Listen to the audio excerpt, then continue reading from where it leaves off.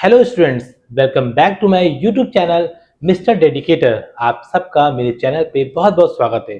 तो स्टूडेंट, आज मैं लेकर के आया हूँ हमारे क्लास 10th यूपी बोर्ड और आईसीएसई बोर्ड के कॉमर्स के पेपर के बारे में, जिसमें मैं आज डिस्कस करूँगा आप सबका बहुत ही most important chapter final account, जो हमारे स्टूडेंट को बहुत उसमें प्रॉब्लम होती है और बहुत सारे उसमें छोटे छोटे पॉइंट्स हैं जो समझ में नहीं आते हैं और बहुत सारे एडजस्टमेंट हैं जिनको समझ में नहीं आता कि किस पॉइंट को ट्रेडिंग अकाउंट में जाना है, कौन सा प्लस होगा, कौन सा माइनस होगा, कौन सा प्रॉफिट लॉस अकाउंट में जाएगा और कौन कौन से आइटम्स होंगे जो बैलेंस शीट में जाएंगे। आपके एग्जाम में इसमें से 10 मार्क्स का क्वेश्चन जरूर आता है, जिसको आप अगर अच्छी तरीके से समझोगे तो आप 100% मार्क्स में ला पाओगे। तो वीडियो को लास्ट तक जरूर देखना और एक कॉपी पेन निकाल के बैठना, जिससे जो भी मैं बताऊं उसको नोट करते रहना। चलिए बिना देर करे हुए हम आज की वीडियो स्टार्ट करते हैं। Let's begin.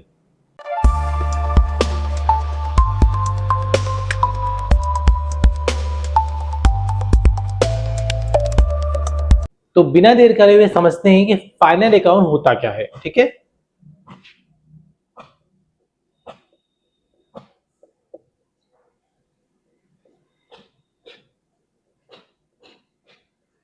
तो फाइनल अकाउंट क्या होता है?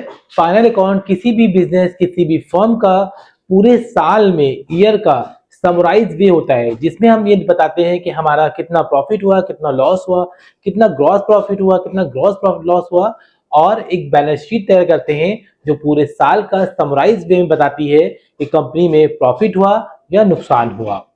तो फाइनल अकाउंट में मेन 3 स्टेटमेंट बनती हैं, जिससे कि हम gross profit, gross loss, net profit, net loss और बैलेंस शीट का टोटल निकालते हैं। चलिए उसको देखते हैं। फाइनल अकाउंट में सबसे पहले नंबर पे हमारा जो बनता है वो हमारा होता है ट्रेडिंग अकाउंट।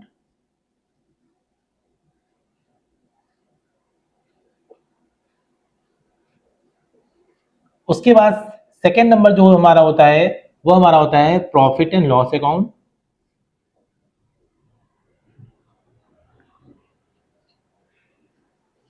और जो थर्ड नंबर बनता है वो हमारी बनती है बैलेंस शीट।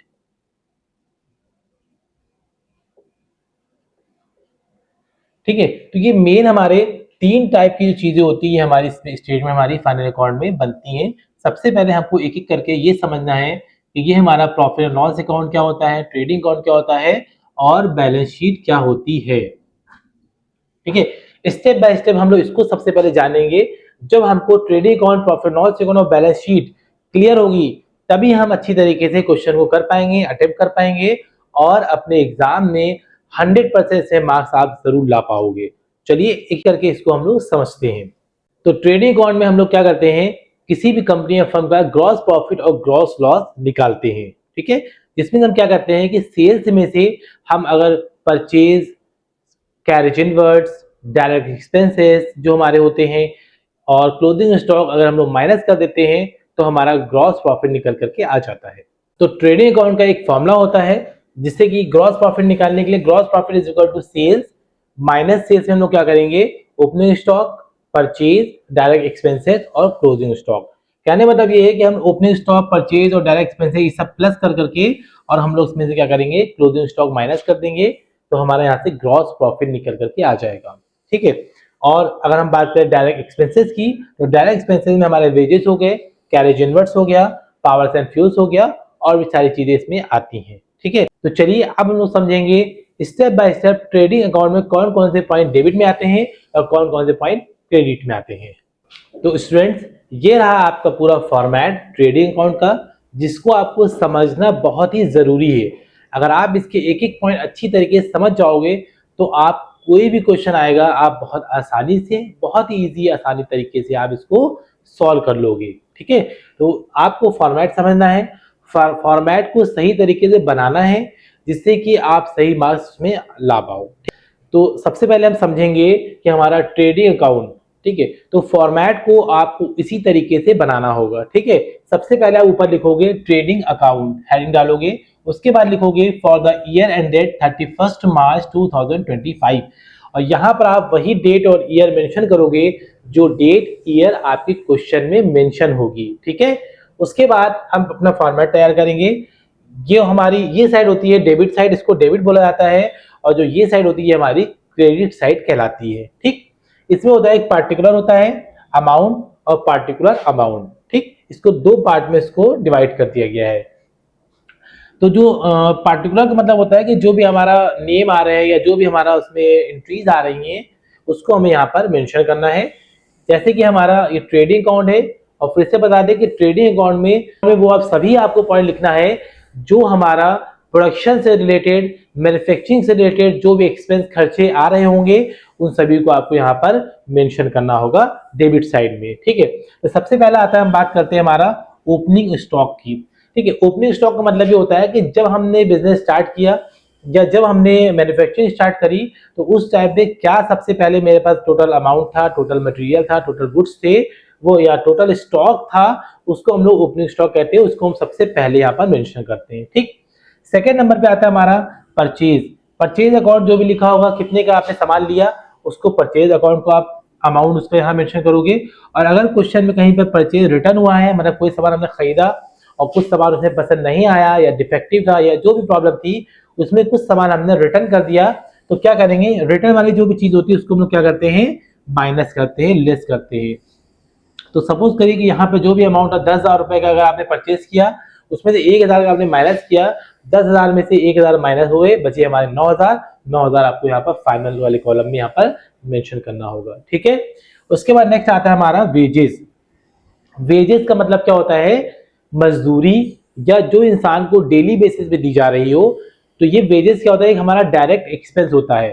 तो इसमें ये ध्यान रखना है आपको कि जो भी डायरेक्ट एक्सपेंसेस होंगे, चाहे वो वेजेस हो गया, ठीक है, या हमारे प्रोडक्शन से रिलेटेड जो भी कॉस्ट हमारी होगी, इन कैरेज हमारे हो गया, वो सभी हमको यहाँ पर ट्रेडिंग अकाउंट में मेंशन करना होगा। क्लियर है आपको सबको? तो वेजेस जो होगी वो हमारी, क्योंकि ये हमारी डायरेक्टली रिलेट करती है प्रोडक्शन से, मैन्युफैक्चरिंग से, प्रोडक्शन से, इसलिए वेजेस जो होती है वो हमारी डेबिट साइड में ट्रेडिंग अकाउंट के मेंशन की जाती है। उसके बाद हमारा वेजेस एंड सैलरी। अगर क्वेश्चन में आपके पहले वेजेस का वर्ड आ जाता है तो आपको ट्रेडिंग अकाउंट में ही लिखना पड़ेगा, चाहे बाद में सैलरी आए वो एक अलग बात है। लेकिन अगर इनकेस पहले सैलरी आ गया होता है कि टू सैलरी एंड वेजेस, तो सैलरी अगर वर्ड पहले आ गया है तो अब आपको इसको ट्रेडिंग अकाउंट में नहीं लिखना है, आपको इसको प्रॉफिट एंड लॉस अकाउंट में मेंशन करना होगा, वो भी डेबिट साइड में, क्योंकि डेबिट में हम जितने भी एक्सपेंसेस होते हैं उसको डेबिट में लिखते हैं, और जितनी भी हमारी इनकम होती है या जो बेनिफिट हमको हो रहा होता है उसको हम लोग कहाँ लिखते हैं, क्रेडिट साइड में मेंशन करते हैं। ठीक, उसके बाद हमारा नेक्स्ट है डायरेक्ट एक्सपेंसेस। अभी मैंने आपको डिस्कस किया था कि डायरेक्ट एक्सपेंसेस वो सभी एक्सपेंसेस होते हैं जो हमारे प्रोडक्शन में लगे होते हैं या प्रोडक्शन में डायरेक्टली कहीं ना कहीं किसी वजह से इंक्लूड हुए होते हैं, तो वो सारे हमारे डायरेक्ट एक्सपेंसेस के अंडर में आ जाते हैं। ठीक है, जैसे कि इसी में हमारे वेजेस भी आ जाती हैं, कैरेज इनवर्ट्स हमारे आ जाते हैं। ठीक, ये सब इसी में आते हैं। उसके बाद सेकेंड हमारा है कैरेज इनवर्ट। कैरेज इनवर्ट को एक अलग से नहीं दे रखा है। कैरेज का मतलब ही क्या होता है हमारा, कि जब हमने कभी कोई सामान हमारे यहाँ से या कहीं से मैन्युफैक्चर होकर सामान हमारे पास आ रहा है या रॉ मटेरियल हमारे पास आ रहे हैं, तो उसके में मैंने जो भी खर्चे दिए या जो भी खर्चे हुए, ठीक है, ढुलाई के, लदाई के, वो सब हमारे इसमें इंक्लूड हो जाते हैं। उसके बाद हमारा है gas, fuel and power. Gas, fuel and power मतलब जो भी इलेक्ट्रिक गैस में इलेक्ट्रिसिटी लगी हो, गैस लगा हो, या कोई भी खर्चे उसमें आए होंगे मैन्युफैक्चरिंग में, वो आपको यहाँ पर मेंशन करने हैं। और उसके बाद नेक्स्ट हमारा आता है to freight, octroi and carriage. ठीक है, तो फ्रेट हमारे एक वो एक्सपेंसेस होते हैं जब हम कभी भी किसी भी गुड्स को, सामान को एक जगह से दूसरी जगह पहुंचाने या एक जगह से दूसरी जगह लाने में जो एक्सपेंसेस खर्चे होते हैं ट्रांसपोर्टेशन में, वो हमारे फ्रेट कहलाते हैं। ठीक, उसके बाद हमारा है ऑक्ट्रॉय। ऑक्ट्रॉय एक वो हमारा लोकल टैक्स होता है जो हम म्युनिसिपल कॉर्पोरेशन को पे करते हैं, या इसको हम कह सकते हैं कि इंट्री टैक्स भी कहा जाता है, कि जब हम कभी किसी एक सामान को एक टाउन या सिटी से दूसरी टाउन या सिटी की सीमा में ले जाते हैं, पहुंचाते हैं, तो वहां पर जो भी हमें टैक्स देना पड़ता है, इसको एंट्री टैक्स का नाम से भी जाना जाता है, वो हमारा ऑक्ट्रॉय कहलाता है। तो वो भी हमारा डायरेक्ट टैक्स होता है क्योंकि वो डायरेक्टली हमारे प्रोडक्शन से रिलेट करता है, इसलिए उसको भी हम क्या करते हैं, डेबिट साइड में ट्रेडिंग अकाउंट में मेंशन करते हैं। उसके बाद नेक्स्ट हमारा एंड कैरेज। और कैरेज जो होता है ये भी हमारा एक तरीके से फ्रेट की तरह ही होता है। इसमें भी यही होता है कि जब सामान ट्रांसपोर्टेशन कॉस्ट लगता है, सामान को एक जगह दूसरी जगह पहुंचाना या एक जगह से उठा करके दूसरी जगह उसको रखना या ढुलाई करना, ये इसी में आता है। तो इनमें से कोई भी एक चीज आपको दी होगी, चाहे वो फ्रेट दिया हो, ऑक्ट्रॉय दिया हो या कैरेज दिया हो, या कैरेज या फ्रेट में से भी कोई एक चीज दी होगी, तो आपको समझ जाना है कि ये हमारा ट्रेडिंग अकाउंट के डेबिट साइड में ही मेंशन करना होगा। ठीक है। उसके बाद हमारा नेक्स्ट आता है मैन्युफैक्चरिंग एक्सपेंसेस। और जब किसी भी चीज का प्रोडक्शन हो रहा है और प्रोडक्शन होने में, मैन्युफैक्चरिंग करने में जो भी छोटे मोटे एक्सपेंसेस आ रहे हैं, अगर वो वर्ड दिया हुआ है तो आपको उसको भी क्या करना है, इसी साइड में मेंशन करना है। तो जो नेक्स्ट पॉइंट हमारा है वो हमारा है फैक्ट्री लाइटिंग। फैक्ट्री से रिलेटेड जितने भी एक्सपेंसेस होंगे, आपको फैक्ट्री वर्ड जहां देख ले फैक्ट्री आइटम आ रहा है, इसका मतलब वो फैक्ट्री से रिलेट कर रहा है, तो इसका मतलब वो एक्सपेंस है जो आपको ट्रेडिंग अकाउंट में मेंशन करना होगा। क्लियर है आपको सबको? और फैक्ट्री इसी तरीके से आपकी फैक्ट्री लाइटिंग हो गई, फैक्ट्री का रेंट हो गया, ये भी आपका डेबिट साइड में आएगा। उसके बाद आता है हमारा इंपोर्ट ड्यूटी। बहुत इंपॉर्टेंट पॉइंट है, बहुत से बच्चों को इसमें काफी कंफ्यूजन होती है कि इंपोर्ट ड्यूटी क्या है। तो इंपोर्ट ड्यूटी एक ऐसा टैक्स होता है जिसको हम लोग क्या करते हैं, जब हम कभी कोई भी रॉ मटेरियल या कोई भी सामान एक कंट्री से दूसरी कंट्री पे मंगवाते हैं, जैसे कि सपोज करो हम इंडिया वगैरह में रहते हैं, अगर हमें कोई रॉ मटेरियल ऐसा हो जो हमको किसी दूसरी कंट्री से, जैसे कि सपोज कर लिए कि चाइना से मंगाना पड़ जाए, या हमारा इंडोनेशिया से या बांग्लादेश से, ठीक, या नेपाल से, कहीं से भी मंगाना पड़ जाए, तो उसके बदले में जो भी हमें टैक्स पे करना पड़ेगा वो हमारा इंपोर्ट ड्यूटी कहलाता है। इसको हम लोग ट्रेडिंग अकाउंट के डेबिट साइड में मेंशन करते हैं। उसके बाद हमारा नेक्स्ट हमारा है एक्साइज ड्यूटी। तो एक्साइज ड्यूटी एक तरीके से एक ऐसा टैक्स होता है जब हम किसी भी चीज को प्रोड्यूस करते हैं, प्रोडक्शन करते हैं, मैन्युफैक्चर करते हैं अपनी कंट्री में, तो उसके बदले में जो भी टैक्स हमें गवर्नमेंट को पे करना पड़ता है या सरकार को देना पड़ता है, वो टैक्स हमारा एक्साइज ड्यूटी कहलाता है। ठीक है। और उसके बाद नेक्स्ट पॉइंट हमारा है रॉयल्टी। रॉयल्टी भी बहुत अच्छी तरीके से आपको समझना है।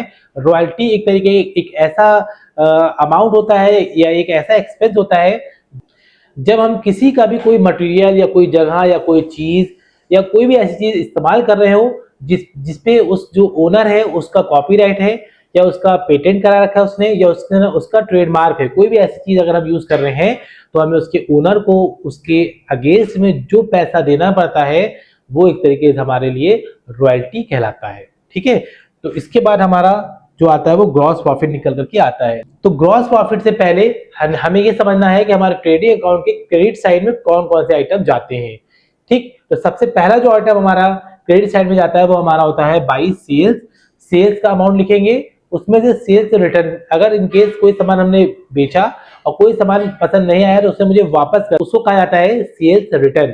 तो हम लोग क्या करेंगे, इसमें से जो भी अमाउंट होगा माइनस कर देंगे, जो बचेगा उसको हम लोग फाइनल यहाँ पर मेंशन कर देंगे। उसके बाद हमारा आता है क्लोजिंग अकाउंट। क्लोजिंग स्टॉक होता है हमारा, या क्लोजिंग अकाउंट भी कह सकते हैं, या क्लोजिंग स्टॉक कहते हैं हम लोग यहाँ पर। ठीक। तो इसको क्या करते हैं, इसको हम लोग भी यहाँ पर क्रेडिट साइड में मेंशन करते हैं। और जो क्लोजिंग स्टॉक होता है वो हमारा बैलेंस शीट में भी एसेट साइड में जाता है। ठीक। अब उसके बाद हम लोग क्या करते हैं, इसका पूरा टोटल करते हैं और डेबिट साइड का टोटल करते हैं। ठीक है। तो क्रेडिट साइड में से डेबिट साइड को जब माइनस करते हैं तो निकल के आता है हमारा ग्रॉस प्रॉफिट। ठीक है। मतलब फायदा है कि जो भी हमारे इनकम थी या जो भी मेरा पैसा आया जो या जो भी अमाउंट बचा था उसमें से जो भी हमारे एक्सपेंसेस हमने माइनस कर दिए, जो बचा वो निकल के आ गया हमारा ग्रॉस प्रॉफिट। और इसी तरीके से अगर इन केस हमारा एक्सपेंसेस साइड बड़ी हो और जो इनकम साइड है या क्रेडिट साइड है वो छोटी हो, तो हम क्या करेंगे, तो जो निकल करके आएगा वो हमारा कहलाएगा बाई ग्रॉस लॉस। मतलब कि यहाँ पर आपको लॉस हो रहा है, आपको फायदा नहीं हो रहा है। और उसके बाद हम क्या करते हैं, इसका यहाँ पर टोटल लास्ट में टोटल करके जो भी टोटल इसका आ रहा होता है और जो भी टोटल इस साइड का आ रहा होता है वो लास्ट में यहाँ पे मेंशन कर देते हैं। तो इस तरीके से हमारा ट्रेडिंग अकाउंट पूरा कंप्लीट हो जाता है। तो ये पूरा फॉर्मेट आपको एक एक पॉइंट मैंने समझा दिए हैं, आपको बहुत अच्छी तरीके से समझ में आया होगा, इसको बहुत अच्छी तरीके से रिवाइज करिए। ठीक है। अब आगे बढ़ते हैं हम अपना जो हमारा नेक्स्ट है प्रॉफिट एंड लॉस अकाउंट। इसका भी फॉर्मेट अब हम आपको समझाते हैं, बहुत ध्यान से इसको देखिएगा समझिएगा। और अभी तक के जो भी स्टूडेंट हमारे नए हैं, जिन्होंने हमारा चैनल अभी तक सब्सक्राइब नहीं किया है, सबसे पहले आप मेरा चैनल सब्सक्राइब करें, बेल आइकन प्रेस करें, और जितना मैं बता रहा हूँ उसको नोट बनाते चले और अपने फ्रेंड को शेयर करें, ताकि आपके फ्रेंड्स भी इन सभी चीजों को अच्छी तरीके से सीख सके और कॉमर्स में बहुत ही अच्छे मार्क्स ला सके।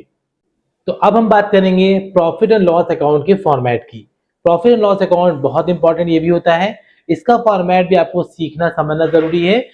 और एक एक पॉइंट को स्टेप बाय स्टेप समझिएगा और इसको नोट करते रहिएगा, चाहे तो स्क्रीनशॉट ले लीजिएगा। ठीक है, तो सबसे हम लोग लिखेंगे प्रॉफिट और loss account for the year ended 31 March 2025। Date यहाँ पर भी उसी तरीके से डेट और ईयर लिखा जाएगा जो आपके क्वेश्चन में मेंशन होगा। ठीक, और फिर वही हमारा फॉर्मेट उसी तरीके रहेगा जैसा फॉर्मेट हमारा ट्रेडिंग अकाउंट में था, पार्टिकुलर अमाउंट डेबिट और क्रेडिट साइड। ठीक, तो स्टार्ट करते हैं हम लोग। सबसे पहले क्या होता है, अगर इन केस जो हमने इससे पहले बनाया ट्रेडिंग अकाउंट, अगर ट्रेडिंग अकाउंट में बाय चांस ग्रॉस लॉस आया है तो ग्रॉस लॉस ट्रेडिंग अकाउंट में क्रेडिट साइड में आता है, उसको हम ट्रांसफर करते हैं प्रॉफिट और लॉस अकाउंट के डेबिट साइड में। ठीक, और अगर इन केस उसमें अगर हमारा जो अमाउंट आया था वो हमारा ग्रॉस प्रॉफिट आया है तो ग्रॉस प्रॉफिट को हम लोग ट्रांसफर करते हैं प्रॉफिट लॉस अकाउंट के क्रेडिट साइड में। लिखा जाता है by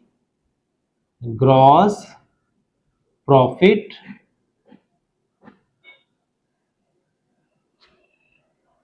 transfer from trading account. ठीक है, ब्रैकेट में लिख देंगे, जो भी अमाउंट हो उस अमाउंट को सबसे पहले यहाँ पर मेंशन कर दिया जाता है। ठीक है, अगर हमारा ट्रेडिंग अकाउंट में ग्रॉस प्रॉफिट आया है तो उसको हम लोग क्या करेंगे, सबसे पहले उठा करके प्रॉफिट लॉस अकाउंट के क्रेडिट साइड में सबसे ऊपर मेंशन कर देंगे बाय ग्रॉस प्रॉफिट के नाम से, और ब्रैकेट लिख लेंगे ट्रांसफर फ्रॉम ट्रेडिंग अकाउंट और अमाउंट लिख देंगे। और अगर इनकेस लॉस आता है तो उसको हम लोग क्या करेंगे, प्रॉफिट लॉस अकाउंट के डेबिट साइड में लिख देंगे to gross loss brought down. तो चलिए स्टार्ट करते हैं पॉइंट से। सबसे पहला हमारा क्या है, टू सैलरी। सैलरी है तो सैलरी हमारा, ये जाहिर सी बात है सैलरी हमारा ये प्रॉफिट लॉस अकाउंट में इंक्लूड किया जाएगा क्योंकि ये हमारा प्रोडक्शन से या मैन्युफैक्चरिंग से डायरेक्टली कनेक्ट नहीं करता। अब जितने भी हमारे, ये याद रखना है आपको कि जितने भी हमारे एक्सपेंसेस जो भी हमारे मैन्युफैक्चरिंग से अलग हटके होंगे, कहने मतलब ये कि अब जो भी सामान हमारा बन चुका है अब उसको हमें बेचना है और शोरूम में लग रहा है या शॉप पे लग रहा है, कहीं पे भी लग रहा है, तो अब उससे रिलेटेड जितने भी एक्सपेंस आएंगे ऑफिस से रिलेटेड या शॉप से रिलेटेड, वो सब हम कहाँ लिखेंगे, उस सबको हम लोग प्रॉफिट लॉस अकाउंट में मेंशन करेंगे। ठीक, तो जैसे कि हमारा सैलरी हो गया, इसको भी मेंशन करेंगे, और रेंट रेट्स एंड टैक्सेस अगर इनके दिए रखे हुए हैं तो उसको भी हम लोग क्या करेंगे, इसी में मेंशन करेंगे। प्रिंटिंग एंड स्टेशनरी, कोई भी प्रिंट हुआ, स्टेशनरी का सामान आया ऑफिस से रिलेटेड, वो सब यहाँ पर आएंगे। पोस्ट एंड टेलीग्राम हो गया, आपने कहीं टेलीग्राम किया, पोस्ट किया, लेटर भेजा, कुछ भी भेजा, ठीक है, स्टैंप आपने मंगाए, ठीक, तो जो भी हो गया सामान स्टेशनरी का वो सब इसमें आएगा। टू लाइटिंग, लाइटिंग का मतलब यहाँ पर ऑफिस की लाइटिंग से रिलेट करता है, इसलिए हम लोग उसको यहाँ डेबिट साइड में मेंशन करेंगे। उसके बाद इंश्योरेंस प्रीमियम, अगर आपने किसी चीज का इंश्योरेंस करा रखा है उसका प्रीमियम आपको पे करना है तो वो हमारा इसी में आ जाएगा। टेलीफोन अगर आपके यहाँ लगा हुआ है उसके जो चार्जेस हो रहे हैं तो वो हमारे प्रॉफिट लॉस अकाउंट के डेबिट साइड में मेंशन कर जाएंगे।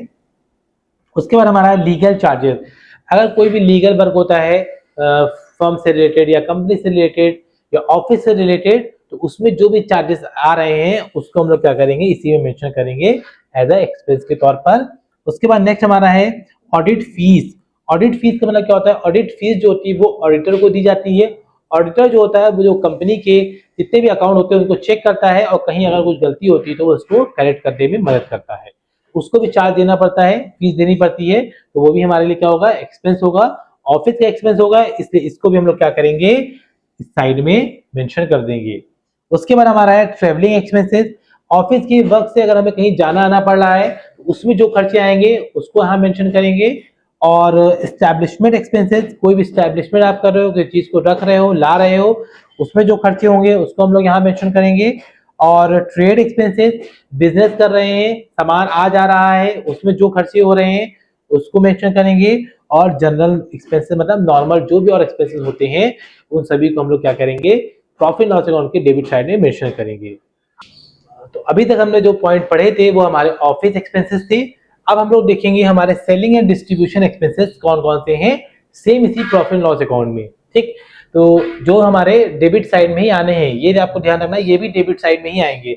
सबसे पहला है हमारा है कैरेज आउटवर्ड। ठीक, जब कभी भी हम कोई सामान बनाते हैं या कोई सामान हम बेचते हैं या कोई सामान एक जगह दूसरी जगह उसको भेजते हैं तो जो भी एक्सपेंस आएंगे वो हमारे कैरेज आउटवर्ड कहलाएंगे। तो ये हमारे रिलेट करते हैं हमारे सेल्स एंड डिस्ट्रीब्यूशन से।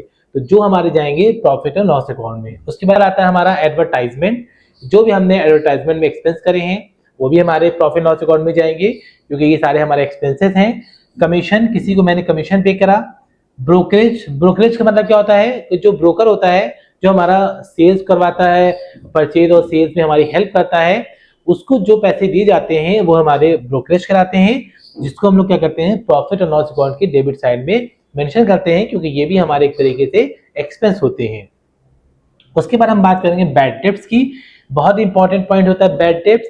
आपको ये ध्यान रखना है कि जब कभी भी कोई भी ऐसा अमाउंट जो कंपनी या फर्म के पास रिटर्न नहीं हो पाता, ठीक, तो वो पैसा जो होता है वो एक तरीके से कंपनी या फर्म का क्या होता है, एक्सपेंस होता है, लॉस होता है, तो उसको हम लोग बैड डेब्ट्स अकाउंट बना करके उसमें डाल देते हैं। एक ऐसा अमाउंट जो अभी तक रिकवर ना हुआ हो उसको हम लोग बैड डेब्ट्स में मेंशन कर देते हैं।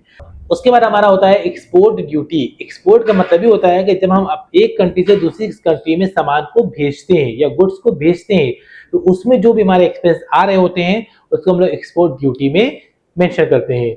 उसके बाद पैकिंग चार्जेस, कोई भी तुमने गुड्स है, सामान है, कोई भी चीज है, बड़ा आइटम है, छोटा आइटम है, उसको जो भी पैक करने में जो हमारे एक्सपेंस आते हैं वो हमारे पैकिंग एक्सपेंस चार्जेस हो जाते हैं। उसके बाद डिलीवरी वैन एक्सपेंसेस हो गए, और स्टेबल एक्सपेंसेस का मतलब होता है ये जो हमारे एस्टेब्लिशमेंट एक्सपेंसेस होते हैं कि जो हमारे एडमिनिस्ट्रेशन में या ऑफिस में किसी भी चीज को लाने ले जाने रखने में मैनेज करने में जो खर्चे, स्मॉल खर्चे आते हैं, वो सब हमारे क्या कहलाते हैं, हमारे स्टेबल एक्सपेंसेस या एस्टेब्लिशमेंट एक्सपेंसेस कहलाते हैं। ठीक है, तो आगे बढ़ते हैं। प्रॉफिट और लॉस अकाउंट का जो कुछ लास्ट हमारे जो आइटम्स रह गए हैं वो हमारे मिसलेनियस एक्सपेंसेस के नाम से हैं।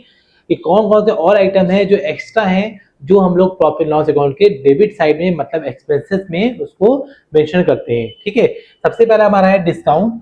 अगर इन केस हम किसी भी चीज पर अपने प्रोडक्शन पे या हमने जो भी प्रोडक्ट हमारे पास है उस प्रोडक्ट पे अगर हम डिस्काउंट दे रहे हैं या अमाउंट में डिस्काउंट कर रहे हैं, किसी भी चीज पे डिस्काउंट कर रहे हैं, तो वो मेनली एक्सपेंस होता है, उसको हम लोग क्या करते हैं डेबिट साइड में मेंशन करते हैं। उसके अलावा रिपेयर्स कुछ किया हुआ उसका कुछ चार्ज देना पड़ा, वो एक्सपेंस हो गया मेरा। डेप्रिसिएशन का मतलब होता है कि कभी कोई भी हमारी जो एसेट्स होती है उस एसेट की जब वैल्यू घट जाती है, डिक्रीज हो जाती है, 1 साल में, 2 साल में, 6 महीने में, तो जितनी वैल्यू उसकी डिक्रीज होती है वो उतना परसेंट लोग क्या करते हैं उसको डेप्रिसिएशन में मेंशन कर देते हैं कि ये कंपनी के लिए एक तरीके से क्या होता है, एक्सपेंस होता है या नुकसान होता है। उसके बाद इंटरेस्ट, किसी को इंटरेस्ट हमने कंपनी या फर्म ने दिया तो ये भी हमने यहाँ मेंशन कर दिया। बैंक में कुछ चार्जेस करने पड़ गए, बैंक ने कोई चार्जेस लगा दिए, पैसे कटे, पैसा डिडक्ट हुआ, ये पैसा देना पड़ा, वो हमारे एक्सपेंस हो गए, ये हम लोग प्रॉफिट लॉस अकाउंट के डेबिट साइड में मेंशन करेंगे। उसके बाद कन्वेंस एक्सपेंसेस, आने जाने में कोई खर्चा हुआ, किसी को भेजा या कहीं कोई खर्चा हुआ, वो हमारा हो गया। इंटरटेनमेंट एक्सपेंस हो गया कि अगर कोई कंपनी का कोई एम्प्लॉय है या कोई वर्कर है उसको एंटरटेनमेंट के लिए कहीं भेजा गया और साथ साथ में कंपनी के ऐड के लिए भी भेजा गया, तो उसमें भी जो खर्चा आया वो हमारा कंपनी की इंटरटेनमेंट एक्सपेंसेस के नाम से जानते हैं उसको हम लोग। उसके अलावा डोनेशन एंड चैरिटी कुछ की गई, वो हम लोग एक्सपेंस हो गया हमारे फर्म कंपनी का, उसको मेंशन करेंगे। और loss on sale of assets, अगर कोई एसेट्स हमने बेची और एसेट्स को बेचने में अगर हमारा लॉस हो रहा है तो उस लॉस को भी हम लोग क्या करेंगे, डेबिट साइड में प्रॉफिट लॉस अकाउंट के मेंशन करेंगे। ठीक, तो ये सारे आइटम हमारे इतने हो गए प्रॉफिट लॉस अकाउंट के डेबिट साइड के। अब हम आगे बढ़ते हैं, हमारे जो आइटम देखते हैं मेन कौन से ऐसे आइटम्स है जो हमारे प्रॉफिट लॉस अकाउंट के क्रेडिट साइड में हमें मेंशन करने हैं और सीखना है उनको। और प्रॉफिट लॉस अकाउंट की जो क्रेडिट साइड है वो हमें ये बताती है कि ये अमाउंट है, ये कंपनी या फर्म के पास पैसे आए हैं। यहाँ पे डेबिट साइड में ये एक्सपेंस हुए हैं, पैसे गए हैं, खर्चा हुआ है, और ये माना जाता है कि ये अमाउंट या पैसा या आइटम कंपनी के पास आए हैं, ये कंपनी या फर्म का फायदा है। चलिए देखते हैं। सबसे पहले बाय ग्रॉस प्रॉफिट, जो भी हमारा प्रॉफिट हुआ होगा ट्रेडिंग अकाउंट से उसको by gross profit BD brought down करके हम लोग लिख देंगे, जो सबसे पहले ऊपर लिख दिया जाएगा। उसके बाद रेंट फ्रॉम टेनेंट, ठीक है, अगर कोई किराएदार है जिसको अपने अपनी कंपनी या फर्म का कोई हिस्सा दे रखा हुआ है जिसपे वो किराए पे कुछ वर्क कर रहा है या कोई भी काम कर रहा है, तो उससे जो भी पैसा आ रहा है फर्म या कंपनी के पास, एक तरीके से वो कंपनी के लिए फायदा है, तो उसको हम लोग क्या करेंगे, क्रेडिट साइड में मेंशन करेंगे। डिस्काउंट, कोई भी डिस्काउंट हमने रिसीव किया, मेरे लिए फायदा हुआ कंपनी या फर्म के लिए, उसको मैंने यहाँ लिखा। कमीशन रिसीव हुई, उसको लिखा। इंटरेस्ट ऑन इन्वेस्टमेंट, कहीं पैसा हमने इन्वेस्ट किया, उस पर मुझे इंटरेस्ट मिला, वो कंपनी या फर्म के लिए फायदा है, उसको भी हम लोगों ने यहाँ मेंशन कर दिया। बैड डेब्ट्स रिकवर्ड, जैसे कि प्रॉफिट लॉस अकाउंट में यहाँ पे अभी हमने एक बैड डेब्ट्स का कॉलम लिखा था कि जहां पे हमारी बैड डेब्ट्स होती थी, तो अगर इन केस बैड डेब्ट्स, कोई भी बैड डेब्ट्स हुई थी, मतलब किसी ने पैसा कोई नहीं दे पाया था, तो उसको हमने बैड डेब्ट्स में डाल दिया था। अगर इन केस वही बैड डेब्ट रिकवर हो जाती है, वो पैसा लौटा देता है, तो उसको हम लोग बैड डेब्ट्स रिकवर के नाम से यहाँ पर मेंशन कर देते हैं। ठीक है, उसके बाद अप्रेंटिस प्रीमियम हमारा है। अप्रेंटिस प्रीमियम वो प्रीमियम कहलाता है जब कभी कोई भी पर्सन या कोई भी व्यक्ति कहीं पर हमारी कंपनी में ट्रेनिंग लेता है, कुछ सीखता है, और उस सीखने के बदले में वो कुछ चार्ज या कुछ फीस वो देता है, वो हमारा अप्रेंटिस प्रीमियम कहलाता है। तो वो भी कंपनी या फर्म के लिए फायदा होता है। उसके बाद profit on sale of assets, अगर हमने कोई एसेट बेची और एसेट को बेचने में कोई भी फायदा हो रहा है हमारा, उसको हम लोग प्रॉफिट लॉस अकाउंट के क्रेडिट साइड में लिखेंगे। और अगर नुकसान होता है तो हम लोग कहाँ लिखते हैं, डेबिट साइड में हम लोग लिखते हैं, जो आप देख रहे होंगे ये। उसके बाद हमारा इनकम फ्रॉम अदर सोर्सेज, और भी कोई भी अदर सोर्सेज हैं, वहां से अगर इनकम होती है हमें, या मिसलिनियस रिसिप्ट, और कहीं से कुछ पैसा रिसिप्ट के फॉर्म में पुराना है या नया है, जो भी है आता है, तो उन सभी को हम लोग क्या करते हैं, प्रॉफिट लॉस अकाउंट की क्रेडिट साइड में मेंशन करते हैं। ठीक है, इतनी बात समझ में आ गई। अब उसके बाद जब सारे आइटम लिखने के बाद, डेबिट साइड के और क्रेडिट साइड के लिखने के बाद, हम क्या करते हैं, हम दोनों साइड का टोटल करते हैं। और टोटल करने में हम लोग क्या करते हैं कि जो भी बड़ा अमाउंट आता है, उस बड़े अमाउंट को छोटे अमाउंट से लेस कर दिया जाता है, और जो डिफरेंस आता है, उस डिफरेंस को हम लोग बोलते हैं नेट प्रॉफिट या नेट लॉस। ठीक, अगर इनकेस हमारा क्रेडिट साइड बड़ी है, मतलब इनकम साइड या जो फायदा है वो साइड बड़ी है, और एक्सपेंस साइड छोटी है, तो हमारा एक तरीके से क्या हो रहा है, फायदा हो रहा है, उसको हम लोग बोलते हैं नेट प्रॉफिट, जिसको हम लोग क्या करते हैं, नेट प्रॉफिट के नाम से डेबिट साइड में मेंशन कर देते हैं। तो हमारा क्रेडिट साइड का टोटल करेंगे हम लोग, और डेबिट साइड का टोटल करेंगे। क्रेडिट साइड के टोटल में से डेबिट साइड का जो टोटल आया है वो माइनस करेंगे, जो भी अमाउंट बचेगा वो अमाउंट हमारा कराएगा नेट प्रॉफिट, और उसको हम लोग नेट प्रॉफिट के सामने मेंशन कर देंगे। ठीक, और अगर इन केस कभी ऐसा हो जाए कि डेबिट साइड आपकी ज्यादा आ जाए और क्रेडिट साइड आपकी कम आ जाए, तो इसका मतलब क्या है कि आपका नुकसान हो रहा है, तो उसको हम लोग कैसे मेंशन करेंगे, नेट लॉस के नाम से मेंशन करेंगे, और जितने का भी लॉस आ रहा होगा वो नेट लॉस के सामने यहाँ पर लिख देंगे। ठीक, और एक चीज, अगर हमारा नेट प्रॉफिट आता है तो इसको हम लोग अब कहाँ ट्रांसफर करेंगे, इसको हम लोग ट्रांसफर करेंगे आगे, इसके बाद जो बनेगी हमारी बैलेंस शीट, बैलेंस शीट में हम लोग कैपिटल अकाउंट में नेट प्रॉफिट को ऐड कर देते हैं। और इन केस अगर हमारा नेट लॉस आता है, तो उसी बैलेंस शीट में कैपिटल अकाउंट में हम लोग नेट लॉस जो होता है उसको हम लोग माइनस कर देते हैं। ठीक है, इतना समझ में आ गया, एक स्क्रीनशॉट आप लोग ले लिए। ठीक है, तो चलिए अब आगे बढ़ते हैं। अब हम लोग जानेंगे हमारी बैलेंस शीट का फॉर्मेट, और उसके बाद हम लोग क्या करेंगे, जो हमारे इसमें एडजस्टमेंट के जो भी हमारे पॉइंट्स हैं, उन पॉइंट को एक एक करके डिस्कस करेंगे, और फिर उसके बाद हम लोग करेंगे हमारा न्यूमेरिकल पोर्शन। ठीक है, तो आगे बढ़ते हैं। हमारा जो नेक्स्ट और लास्ट फॉर्मेट हमारा है फाइनल अकाउंट का, वो हमारा है बैलेंस शीट, जो बहुत ही इंपॉर्टेंट होती है, और जिसके अकॉर्डिंग ही हमें समझ में आता है कि एक्चुअली में हमारे पास एसेट्स और लायबिलिटीज कितनी ही, और अपनी फर्म प्रॉफिट में चल रही है या नहीं चल रही है। ठीक, तो अब एक साइड हमारी इसमें होती है लायबिलिटीज साइड, अमाउंट होता है, और फिर हमारी होती है एसेट साइड, और फिर हमारा अमाउंट होता है उसका। ठीक, तो अब यहाँ पे समझना है, सबसे पहले हम क्या लिखते हैं, कैपिटल। जो भी कैपिटल क्वेश्चन में मेंशन होती है, सबसे पहले बैलेंस शीट में हम लोग कैपिटल लिखते हैं। उसी कैपिटल में अगर नेट प्रॉफिट हुआ है तो नेट प्रॉफिट ऐड कर देते हैं, और अगर नेट लॉस हुआ है तो नेट लॉस क्या करते हैं, उसी में से माइनस करते हैं। उसके अलावा इंटरेस्ट ऑन कैपिटल, अगर कैपिटल पे कोई इंटरेस्ट है 5%, 10%, निकालने के बाद इसी में हम लोग क्या करेंगे, ऐड कर देंगे। और अगर कोई ड्राइंग है, किसी ने पैसा निकाला है, तो ड्राइंग हम क्या करते हैं, लेस कर देते हैं। ठीक, तो उसके बाद जो सब ऐड करने बाद जो आता है उसको हम लोग फाइनली यहाँ पर मेंशन करते हैं। ठीक, उसके बाद हमारा आता है रिजर्व एंड सरप्लस। कंपनी के या फर्म के जो भी रिजर्व एंड सरप्लस होते हैं, जो क्वेश्चन में मेंशन होते हैं, उनको हमें यहाँ लिखना होता है। लॉन्ग टर्म लोन्स अगर कोई हैं उनको लिखेंगे। क्रेडिटर्स हैं, क्रेडिटर्स का मतलब होता है वो पर्सन होते हैं जिसको हमें पैसा देना है, या कंपनी या फर्म को किसी पर्सन को कोई पैसा देना है तो वो उनके लिए क्या हो गई, लायबिलिटी हो गई, जिम्मेदारी हो गई, इसलिए उसको हम लोग लायबिलिटी साइड में लिखते हैं। बैंक ओवरड्राफ्ट है, बैंक से आपने एक्स्ट्रा पैसा निकाला है और उसके बाद आपको बैंक में पैसा वो पे करना है, जमा करना है, तो वो हमारा इसी में मेंशन किया जाएगा। उसके बाद आउटस्टैंडिंग एक्सपेंसेस हमारे हैं। आउटस्टैंडिंग एक्सपेंसेस वो एक्सपेंसेस कहलाते हैं कि जब किसी पर्सन को हमें पैसे देना है, उसके कुछ खर्चे हुए थे, हमें पैसे उसको देना है और अभी तक हम कंपनी ने या फर्म ने उसको पैसा नहीं दिया है, तो मतलब ये हमारे लिए क्या हो गया, लायबिलिटी, इसलिए इसको हम लोग लायबिलिटी साइड में मेंशन करेंगे। उसके बाद एडवांस्ड रिसीव्ड, ठीक है, किसी पर्सन से कोई हमें एडवांस पैसा रिसीव हो गया तो इसका मतलब वो मेरे लिए लायबिलिटी हो गया है, अभी उसका वर्क नहीं हुआ है, जब तक उसका काम नहीं होगा तब तक वो मेरे लिए एक लायबिलिटी बनी रहेगी, ठीक है। उसके बाद हमारा आता है earn accrued income. Earn accrued income एक ऐसी इनकम होती है कि जिसमें क्या होता है कि हमने अभी वर्क किया नहीं है लेकिन हमें पैसा मिल गया, तो इस ये अमाउंट जो होता है ये हमारे लिए क्या होता है, एक तरीके से हमारे लिए लायबिलिटी होता है, ये भी हमें क्या करना पड़ता है, इंसान को पे करना होता है, ठीक। उसके बाद हमारा बिल्स पेबल है, कोई भी बिल हमको पे करना है, बिल पेबल हो गया। और अदर शॉर्ट टर्म लायबिलिटी, उसके अलावा कोई भी शॉर्ट टर्म लायबिलिटीज हैं उन सभी को हम लोग क्या करेंगे, लायबिलिटी साइड में मेंशन करेंगे। तो आपको एक बार ये ध्यान कर लेनी है सभी बच्चों को कि लायबिलिटी का मतलब क्या होता है कि जो मेरी जिम्मेदारी जो हमको पे करना है, तो फर्म के पास जो भी पैसा आया हुआ है या जो भी ऐसी चीजें हैं जो फर्म को लौटाना है या देना है, वो सब हम लोग लायबिलिटी साइड में लिखते हैं, ठीक। उसके बाद हम बात करेंगे एसेट्स की। एसेट्स का मतलब होता है कि जो भी पैसा या जो भी सामान या जो भी चीजें जो फर्म की अपनी है, ठीक है, या जो फर्म को किसी से लेना है, फर्म के पास है, फर्म की खुद की, वो क्या होती है, हमारी एसेट्स कहलाती है। जैसे कि cash in hand and cash at bank, अगर फर्म के पास कोई भी कैश, चाहे वो कैश में हो, फर्म में हो, या वो बैंक में डिपॉजिट हो, तो वो क्या है, फर्म के लिए एसेट्स हो गई।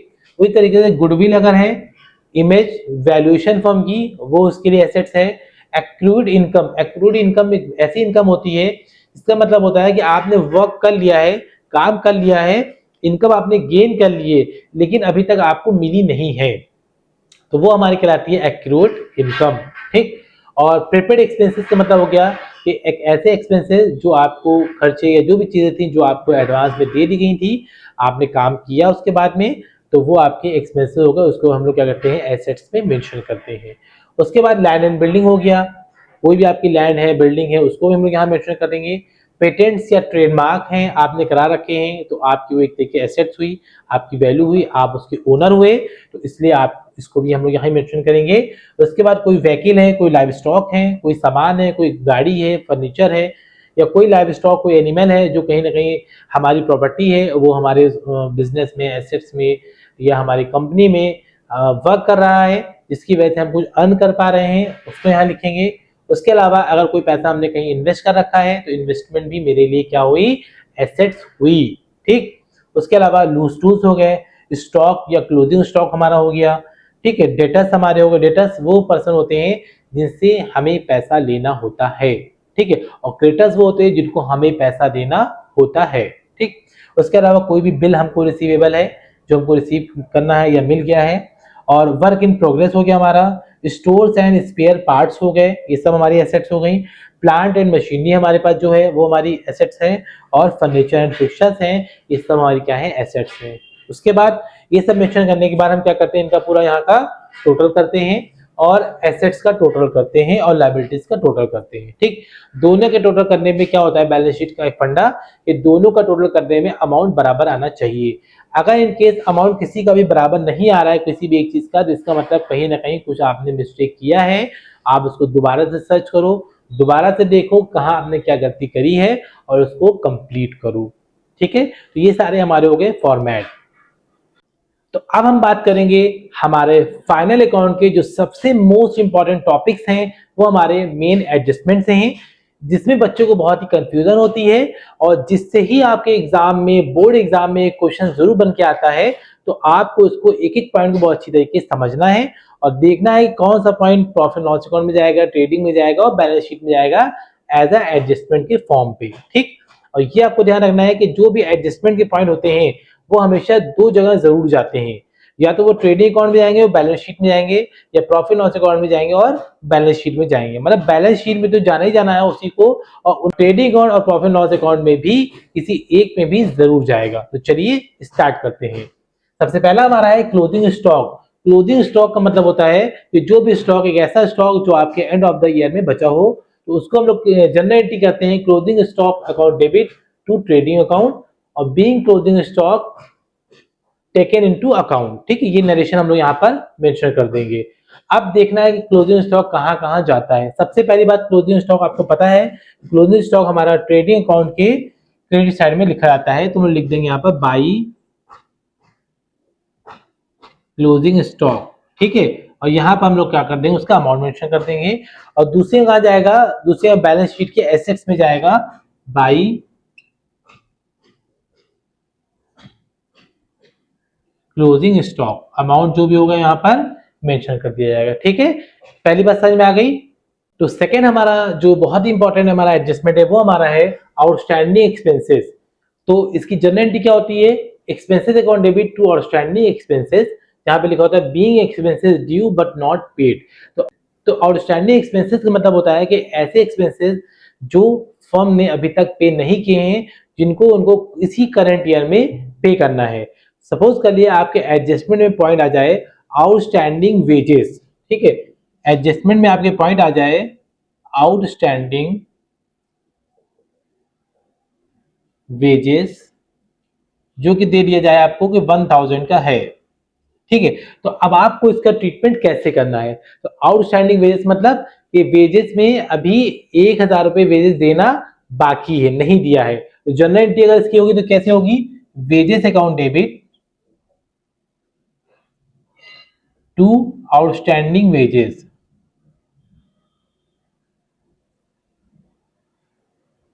अकाउंट। ठीक है, और अमाउंट 1000 यहां मेंशन कर देंगे और 1000 यहां मेंशन कर देंगे। ठीक, ये तो हो गई हमारी जनरल एंट्री। अब इसको हम लोग फाइनल अकाउंट में कहां कहां लिखेंगे ये आपको बताना है। ठीक, तो सबसे पहले हमारी बात ये है कि क्योंकि आउटस्टैंडिंग वेजेस है, तो वेजेस क्या होता है, वेजेस हमारे कहाँ जाती है, वेजेस जाती है हमारी ट्रेडिंग अकाउंट में। ठीक है, तो इसका मतलब जो वेजेस है अगर ट्रेडिंग अकाउंट में जाती है, इसका मतलब ये पहला आउटस्टैंडिंग जो वेजेस ये ट्रेडिंग अकाउंट में जाएगा और दूसरी जगह आपका ये बैलेंस शीट में जाता है। कैसे ट्रीटमेंट करना है देखिए।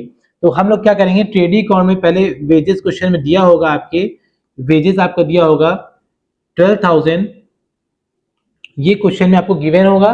तो आउटस्टैंडिंग वेजेस मतलब आपकी 12,000 वेजेस है और जिसमें से 1,000 वेजेस अभी आपको नहीं दी गई। तो आउटस्टैंडिंग वाली जो भी चीजें होंगी उसको हम लोग क्या करते हैं, उसी चीज में ऐड कर देते हैं। ठीक, तो यहाँ पे हम लोग ऐड कर देंगे आउटस्टैंडिंग वेजेस। 1,000 रुपए है, 1,000 ऐड कर देंगे, टोटल कितना हो जाएगा हमारा 13,000।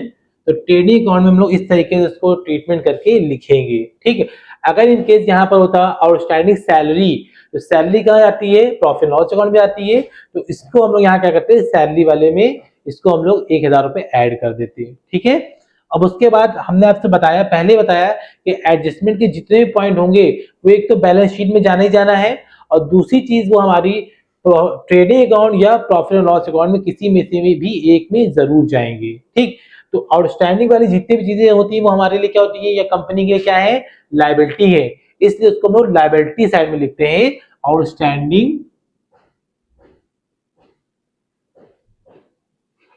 वेजेस के नाम से। 1,000 रुपए है, 1,000 रुपए हम लोग यहाँ पे अमाउंट मेंशन कर देंगे। ठीक है, बात सबको समझ में आ गई। तो आगे बढ़ते हैं, जो हमारा थर्ड पॉइंट है वो हमारा है प्रीपेड एक्सपेंसेस। तो प्रीपेड एक्सपेंसेस होते क्या है, सबसे पहले आपको ये समझ लेना है। तो प्रीपेड एक्सपेंसेस एक ऐसे एक्सपेंसेस होते हैं जो आपको करंट ईयर में आपको एक्सपेंसेस पे कर दिए गए हैं, लेकिन उसका जो इस्तेमाल है वो अभी इस साल में नहीं हो रहा है, वो अगले नेक्स्ट ईयर में होगा। तो इसलिए हम क्या करेंगे, फाइनल जब अकाउंट हमारा एंड ऑफ द ईयर बनता है, तब हमें उसमें क्या करना है, क्योंकि ये खर्चे इस साल नहीं हुए हैं, वो हमें एडवांस में एक तरीके से पेमेंट कर दिया गया है। तो इसलिए हम क्या करते हैं, उसको उस साल के सैलरी या वेजेज या जिस चीज में प्रिपेयर होगा उसमें से हम लोग लेस कर देते हैं। ठीक है, तो चलिए समझते हैं। फॉर एग्जांपल अगर एडजस्टमेंट में आपको दिया हुआ है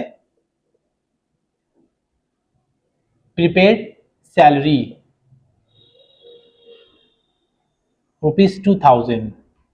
ठीक है, अगर आपको 2000 रुपए सैलरी आपको प्रीपेड आपकी है, मतलब एक तरीके से ऐसा चीज जो आपको दे दिया गया था लेकिन अभी इसका इस्तेमाल नहीं हुआ है, अगले साल होगा, तो इसलिए हम क्या करेंगे, इसको से क्या करेंगे, वापस हम लोग इसको लेस करेंगे। आउटस्टैंडिंग वाली जो चीजें होंगी उसको हम लोग ऐड करते हैं और प्रीपेड वाली जो चीजें होती है उसको हम लोग लेस करते हैं।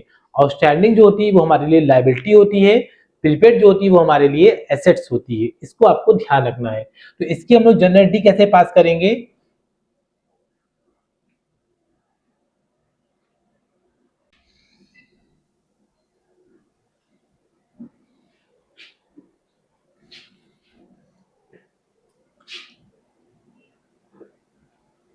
Prepaid salary account debit to salary. ठीक है, ये जनरलिटी हम लोग पास करेंगे। और इसका ट्रीटमेंट कहाँ होगा, सैलरी, क्योंकि सैलरी हमारा क्या होता है, प्रॉफिट लॉस अकाउंट का पॉइंट है, इसलिए हम लोग क्या करेंगे, इसको प्रॉफिट लॉस अकाउंट में मेंशन करेंगे। सबसे पहले लिखेंगे सैलरी। क्वेश्चन में आपने सैलरी सपोज करिए 10,000 रुपए दी है, तो 10,000 में हम क्या करेंगे, प्रीपेड वाली जो चीजें होंगी उसको लेस करेंगे 2,000। ठीक है, प्रीपेड वाली जो भी चीज होगी उसको क्या करेंगे, लेस करेंगे। तो 10,000 में 2,000 माइनस करेंगे, बचेगा 8,000, 8,000, उसको हम लोग यहाँ मेंशन कर देंगे। और क्योंकि प्रीपेड जो चीज होती है वो हमारे लिए एसेट्स होती है, तो उसको हम लोग बैलेंस शीट के एसेट्स में लिखेंगे, प्रीपेड सैलरी 2,000 रुपए। ठीक है, ये आपको ट्रीटमेंट समझ में आ गया अच्छे से। नेक्स्ट पॉइंट जो हमारा है वो हमारा है एक्रूड इनकम या income earn but not received. ये एक ऐसी इनकम होती है जो हमने अर्न तो करी, मतलब हमने सर्विसेज प्रोवाइड कर दी, काम कर लिया, लेकिन अभी तक के जब हम फाइनल अकाउंट बना रहे हैं तब तक के वो हमें रिसीव नहीं हुआ है। तो अगर रिसीव नहीं हुआ है तो इसका मतलब ये नहीं है कि वो फाइनल अकाउंट में रिसीव नहीं होगा, अभी नहीं रिसीव हुआ लेकिन बाद में तो मुझे मिल जाएगा। इसलिए हम क्या करते हैं, इसको फाइनल अकाउंट में जरूर लिखते हैं। और क्योंकि ये इनकम है तो इसे इनकम साइड में लिखा जाएगा, क्रेडिट साइड में मेंशन किया जाएगा, और इसको करेंगे हम लोग ऐड। और दूसरी चीज क्या होगी, ये हमारी बैलेंस शीट के एसेट में जाएगी, क्योंकि ये हमारी एसेट्स होती है। फॉर एग्जाम्पल, जैसे कि हम कहें, एक एडजस्टमेंट में आपको लिखा हुआ है अक्रूड कमीशन, और अमाउंट आपको दे रखा है 6,000। ठीक, और क्वेश्चन में जो कमीशन का जो लिखा हुआ है, क्वेश्चन में जो कमीशन दे रखा हुआ है वो आपको दे रखा है 12,000, ये क्वेश्चन में दे रखा होगा। ठीक है, और एडजस्टमेंट में आपको दे रखा हुआ है कि एक्यूरेट कमीशन 6,000। ठीक, बात समझ आ रही है आपको। इसका मतलब ये कमीशन आपको 12,000 रुपए मिला है और 6,000 रुपए नहीं मिला है, जबकि पूरा आपको बनता कितना आपका है 18,000। तो हम क्या करेंगे, 6,000 रुपए हम क्या करेंगे, इसको हम लोग ऐड कर देंगे। और क्योंकि ये हमारी इनकम है, ठीक है, इनकम है, तो इसलिए हम इनकम साइड में लिखेंगे। ठीक, जनरल एंट्री कैसे करनी है उसको देख लिए।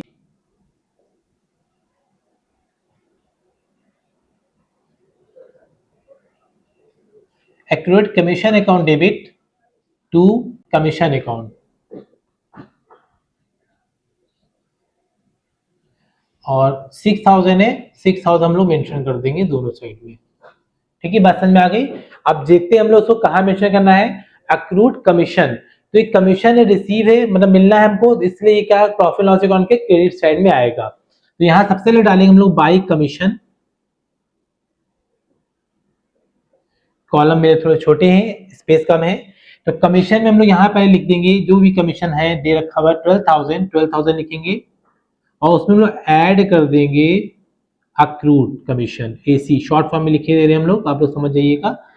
एसी लिख दिया मैंने शॉर्ट फॉर्म में। अक्रूड कमीशन 12,000 में 6,000 ऐड कर देंगे, हो जाएगा 18,000, 15,000। इसको हम लोग क्या करेंगे, यहाँ पे ऐसे करके मेंशन कर देंगे, प्रॉफिट लॉस अकाउंट में ये इनकम वाली चीज जाएगी। ठीक, दूसरी चीज ये हमारी बैलेंस शीट में जाएगा, तो बैलेंस शीट में एसेट में जाएगा, लिखेंगे हम लोग बाई अक्रूड कमीशन, और 6,000 रुपए हम लोग यहाँ पर मेंशन कर देंगे। बात समझ में आ गई। सिर्फ जो अमाउंट हमारा एडजस्टमेंट वाला है वही अमाउंट हमारा यहाँ पर जाएगा। इतनी बार आपको सबको समझ में आ गई।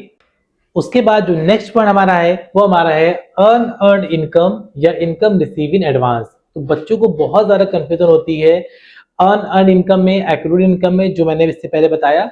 तो अनअर्न्ड इनकम या इनकम रिसीव इन एडवांस वो इनकम होती है जो हमने अकाउंटिंग ईयर में, करंट ईयर में हमको पैसा मिल तो गया, लेकिन अभी तक के हमने उस पर वर्क नहीं किया, या मैंने वो काम या वो सर्विस या जो चीज हमें करनी थी वो मैंने नहीं किया, तो एक तरीके से वो पैसा मेरे लिए क्या हो गया, एडवांस हो गया। जब उसका हम नेक्स्ट ईयर काम करेंगे तो उसमें उसको हम लोग को इंक्लूड करना चाहिए। तो हम क्या करेंगे, इसकी एंट्री होगी income account debit to unearned income हो जाएगा। ठीक है। दूसरी बात, अगर एडजस्टमेंट में क्वेश्चन आएगा तो कैसे आएगा ये आप देख लिए। जैसे आ गया अनअर्न्ड रेंट, ठीक है, अनअर्न्ड हम कह रहे हैं रेंट आ गया, ठीक, तो वो आया आपका 2000 रुपए। और रेंट जो आपको ऑलरेडी क्वेश्चन में दिया था रेंट रिसीव में, वो आपको दे रखा हुआ है 20,000। ये आपका क्वेश्चन में ऑलरेडी पहले से मेंशन होगा ट्रायल बैलेंस में, और ये आपका आएगा एडजस्टमेंट में। तो कहने का मतलब ये है कि जो 20,000 रुपए आपको रेंट मिला है, रिसीव हुआ, उसमें से 2,000 रुपए जो आपको एडवांस जो मिला हुआ है उसका भी आपने कोई यूज नहीं किया है इस साल में। तो हम क्या करेंगे, इसको क्या करेंगे, इसमें से हम लोग लेस करेंगे। और ये कहाँ जाएगा, क्योंकि ये इनकम का पॉइंट है, इन रेंट रिसीव, रेंट मिला हमको, कोई चीज हमें मिलती है तो हमारे प्रॉफिट लॉस अकाउंट के क्रेडिट साइड में जाती है। ठीक, तो सबसे पहले हम लोग यहाँ लिखेंगे बाई रेंट रिसीव, ठीक है, उसमें हम अमाउंट लिख देंगे 20,000, लिख दिया। अब उसमें से हम लोग क्या करेंगे, जो अनअर्न रेंट है, जो अभी हमने वर्क इस पे नहीं किया, काम नहीं किया, लेकिन मुझे पहले से मिल गया, उसको लेस कर देंगे, क्योंकि ये इस साल का नहीं है। लेस 2,000 रुपए कर देंगे अनअर्न इनकम में, तो बचेंगे हमारे 18,000। ठीक है, ये बात समझ में आ गई। तो ये हमारा यहाँ पहुंच चला जाएगा। ठीक, ये आपको समझ में आ गया ना। अक्रूड इनकम जो होती है वो हम लोग ऐड करते हैं और वो एसेट्स में जाती है, और अनअर्न्ड इनकम जो होती है वो हम उसको लेस करते हैं और ये हमारे लिए बन जाती है लायबिलिटी, इसलिए इसको लायबिलिटी साइड में लिखते हैं बैलेंस शीट में। ठीक है, अनअर्न्ड इनकम के नाम से 2,000 रुपए है एक्स्ट्रा, 2,000 रुपए हम लोग यहाँ पर मेंशन कर देंगे। ठीक, ये बात आपको सबको समझ में आ गया अच्छी तरीके से।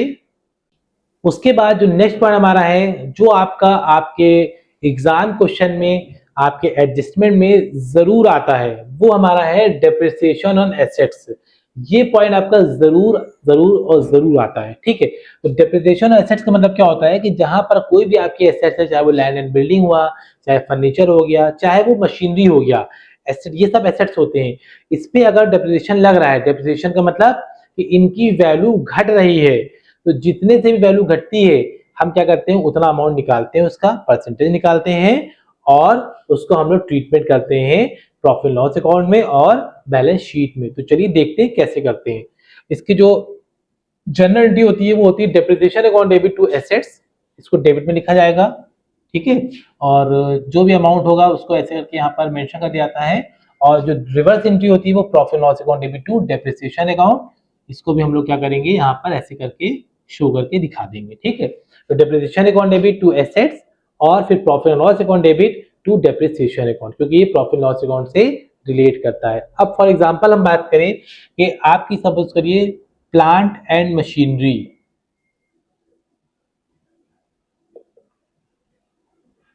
की वैल्यू दे रखी है 10,000।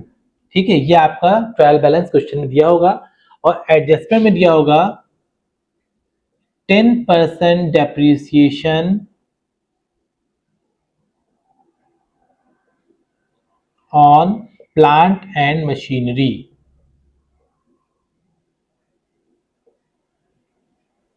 ठीक है, ये आपका एडजस्टमेंट दिया होगा कि 10% डेप्रिसिएशन लग रहा है प्लांट एंड मशीनरी पे।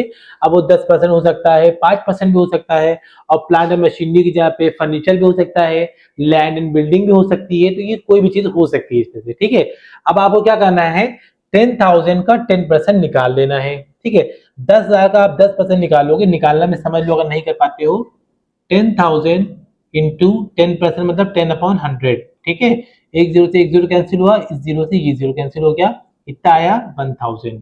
तो मतलब डेप्रिसिएशन का जो अमाउंट आया वो कितना आया 1,000। ठीक। तो अब आपको करना क्या है, ये आपको यहाँ पे मेन चीज आपको यहाँ पर सीखना और समझना है। तो जो डेप्रिसिएशन का अमाउंट 1,000 रुपए आया है, इस डेप्रिसिएशन के अमाउंट को उठा के हमको प्रॉफिट लॉस अकाउंट के डेबिट में लिख देना है, क्योंकि ये क्या है, हमारा एक्सपेंस है। तो लिख देंगे हम लोग to depreciation on plant and machinery. ठीक है, शॉर्ट में लिख देंगे to depreciation on plant and machinery, और अमाउंट 1,000 रुपए है तो 1,000 रुपए यहाँ पर पूरा मेंशन कर देंगे। ठीक है, जो भी डेप्रिसिएशन का अमाउंट आएगा 10%, 5%, जितना भी अमाउंट आएगा उस अमाउंट को आपको क्या करना है, प्रॉफिट लॉस अकाउंट के डेबिट साइड में लिख देना है to depreciation on plant and machinery, या to depreciation on land building, या टू डेप्रिसिएशन ऑन फर्नीचर। ठीक है, उसके बाद दूसरा ट्रीटमेंट कहा जाएगा, ये बैलेंस शीट में जाएगा। कैसे लिखा जाएगा ये आप समझ लिए। ये हमारा प्लांट एंड मशीनरी जो है ये हमारी एसेट्स है, इसको क्या करेंगे हम लोग, यहां लिखेंगे प्लांट एंड मशीनरी 10,000 रुपए की,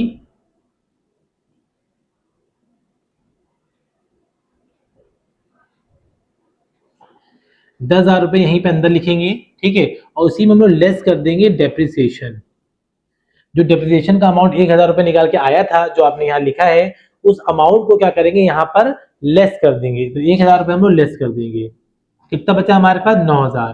तो 9,000 रुपए हम लोग क्या करेंगे, फाइनल यहाँ पर सामने अमाउंट में लिख देंगे। इस तरीके से हम लोग को डेप्रिसिएशन का ट्रीटमेंट करना है। ठीक है, उसके बाद जो हमारा नेक्स्ट पॉइंट है वो हमारा है इंटरेस्ट ऑन कैपिटल। बहुत इजी है interest on capital. Interest on capital की एंट्री क्या होती है, interest on capital account debit to capital. Interest on capital का मतलब ये होता है कि जो भी कैपिटल हमने लगाई है, सपोज करिए कि मेरे पास जो मेरी कैपिटल थी वो 1 लाख थी।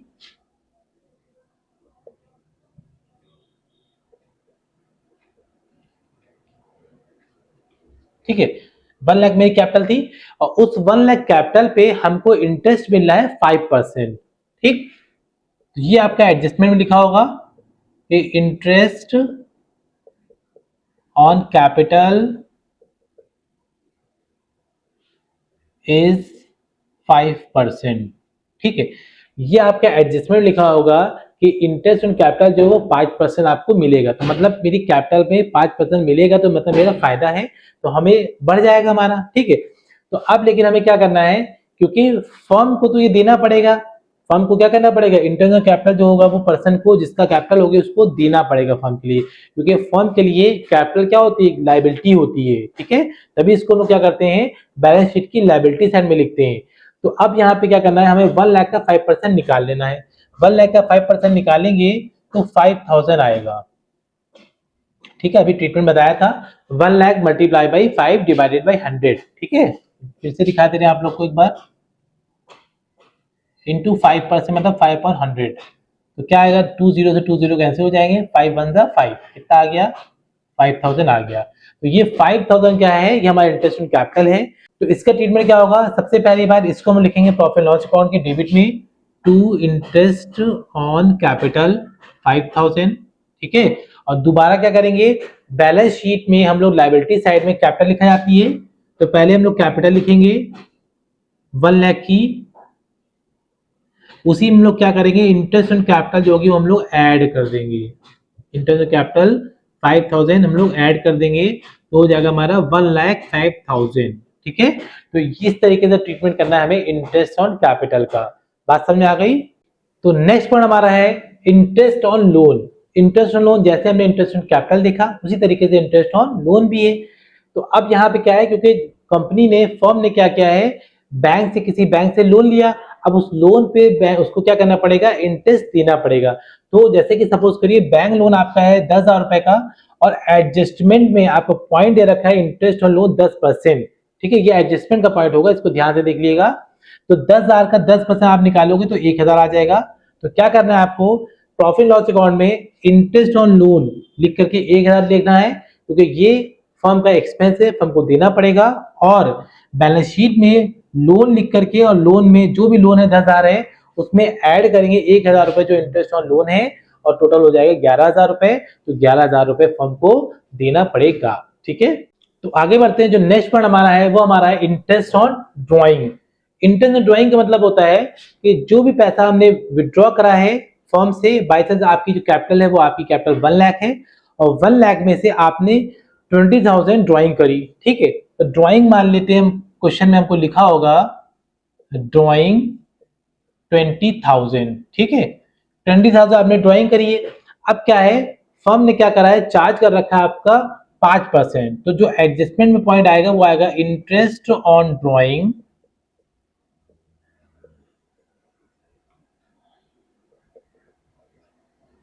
5%, ठीक है।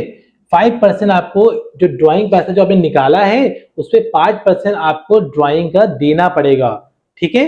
तो ये फर्म के लिए क्या है, फर्म के लिए तो ये फायदा है, लेकिन जो पर्सन है जिसने कैपिटल इन्वेस्ट करी उसके लिए क्या है, ये एक तरीके से नुकसान है। तो अब हमें क्या करना है, हम क्या करेंगे, 20,000 का 5% निकाल लेंगे, ठीक है। तो 20,000 का 5% निकालो, अभी मैंने आपको ट्रिक बताई थी, 100, 20 से 20 कैंसिल हो गए, 5 2 10 और 20 बची, 20 यहाँ पे डाल दिए, कितना आ गया, 1,000 आ गया, ठीक है। तो इंटरेस्ट ऑन ड्राइंग कितना हो गया, 1,000। अब हमने ये तो निकाल लिया, लेकिन इसको ट्रीटमेंट कहाँ जाना है, कहाँ इसको लिखे। तो सबसे पहली बात, इंटरेस्ट ऑन ड्राइंग जो है वो फर्म के लिए क्या है, एक तरीके से इनकम है, फर्म के पास आ रहा है, तो इसलिए इसको कहाँ लिखेंगे, प्रॉफिट लॉस अकाउंट के हम लोग लिखेंगे क्रेडिट साइड में, ठीक। To interest on drawing short में लिख देंगे 1,000, क्योंकि फर्म के पास ये पैसा आएगा इंटरेस्ट के फॉर्म में, ठीक है।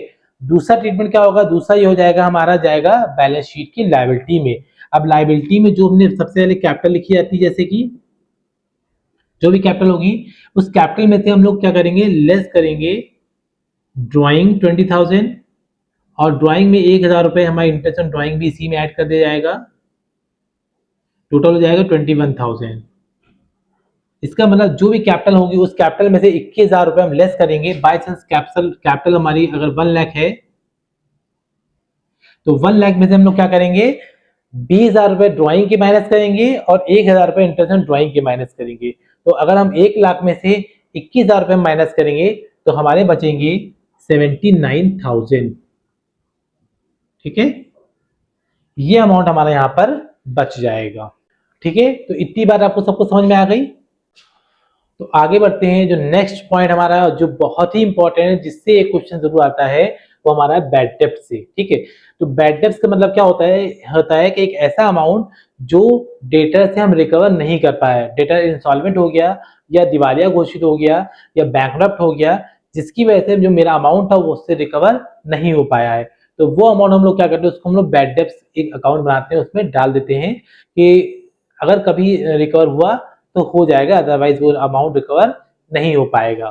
तो क्वेश्चन में आज जैसे कि आपका लिखा होगा, डेटर्स आपके लिखे होंगे 10,000 रुपए और बैड डेब्ट्स लिखे होंगे आपके 1,000 रुपए, और एडजस्टमेंट में आएगा कि बैड डेब्ट्स अमाउंटिंग टू ₹1,000। जो मैंने यहाँ लिखा है यही है कि बैड डेब्ट्स अमाउंटिंग टू ₹1,000, ये आपका एडजस्टमेंट का पॉइंट है, ठीक है। तो अगर लिखा है 1,000 रुपए, इसका मतलब 1,000 रुपए रिकवर नहीं हो पाए हैं। तो जनरल एंट्री क्या होगी इसकी, जनरल एंट्री होगी bad debts account debit to debtor personal account, और सेकेंडरी होगी हमारी profit loss account debit to bad डेब्ट, क्योंकि ये हम कहाँ से इसको हम लोग रिटर्न ऑफ करते हैं, प्रॉफिट लॉस अकाउंट में इसको हम लोग पोस्ट करते हैं, यहाँ से रिटर्न ऑफ किया जाता है, ठीक है। तो अब हम लोग इसको करना कैसे है ये आपको समझ लेना है, ठीक, बहुत सिंपल है। तो जो बैड डेब्ट्स है तो ये हमारा प्रॉफिट लॉस अकाउंट में जाएगा, डेबिट साइड में लिखेंगे हम लोग टू बैड डेब्ट्स, खाली सिंपल लिख देंगे 1,000 यहाँ पे मेंशन कर देंगे हम लोग, ठीक है। और दूसरा ट्रीटमेंट इसका होगा हमारा बैलेंस शीट में, क्योंकि ये हमारा डेटर से रिलेट करता है, इसलिए बैलेंस शीट में हम लिखेंगे डेटर, कितने डेटर थे हमारे 10,000 लिख देंगे, और 1,000 रुपए रिकवर नहीं हो पाए हैं तो लिख देंगे लेस बैड डेब्ट 1,000।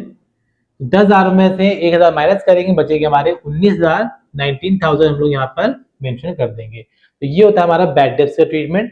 तो इसी बैड डेब्ट से रिलेटेड नेक्स्ट जो पॉइंट हमारा है वो है provision for bad and doubtful debts, ठीक है।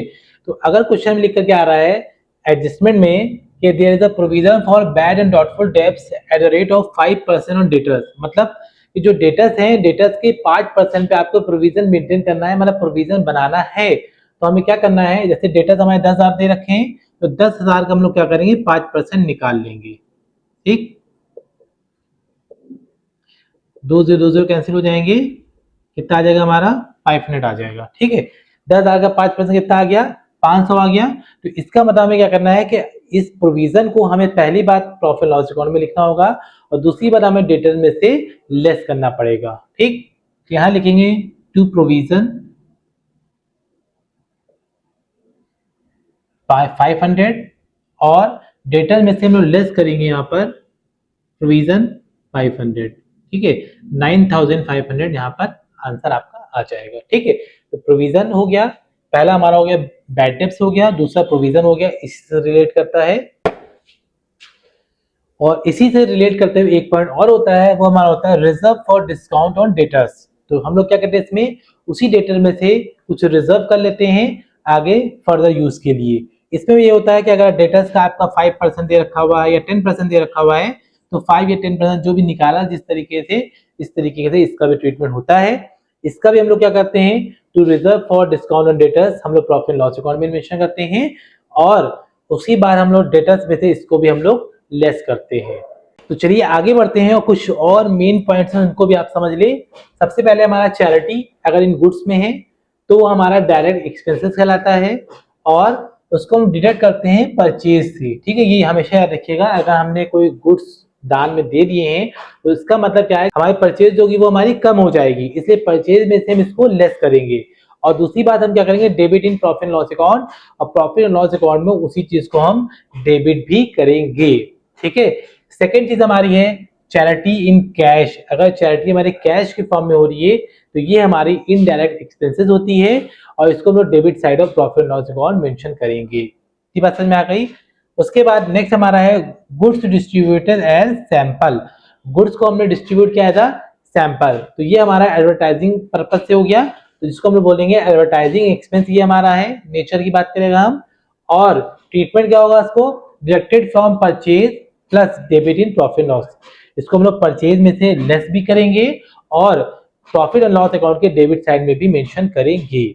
ठीक है, तो स्टूडेंट्स कुल मिलाकर के ये हो गई हमारी फाइनल अकाउंट विद एडजस्टमेंट की थ्योरी, जिसमें हमने आज डिस्कस किया फाइनल अकाउंट क्या होता है, trading account, profit and loss account, balance sheet, trading account का पूरा फॉर्मेट और उसके सारे पॉइंट डिस्कस किए, प्रॉफिट लॉस अकाउंट का फॉर्मेट उसके सारे पॉइंट डिस्कस किए और बैलेंस शीट का फॉर्मेट उसके सारे पॉइंट हमने डिस्कस किए और एडजस्टमेंट के भी जितने पॉइंट थे वो हमने डिस्कस किए।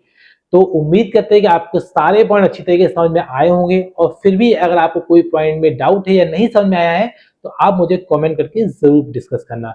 इसके बाद जो हमारा नेक्स्ट क्लास होगा वो हमारा होगा न्यूमेरिकल का, जिसमें हम अपने जितने भी न्यूमेरिकल्स हैं उन न्यूमेरिकल्स को डिस्कस करेंगे जो आपके एग्जाम में आते हैं और हमारे जो प्रीवियस ईयर के क्वेश्चन पेपर्स हैं उनको भी हम लोग साथ साथ में डिस्कस करेंगे, जिससे कि आप अपने अकाउंट्स में फाइनल अकाउंट में बिल्कुल बेस्ट और परफेक्ट हो जाओ और आप अपने 10 मार्क्स पूरे ला सको।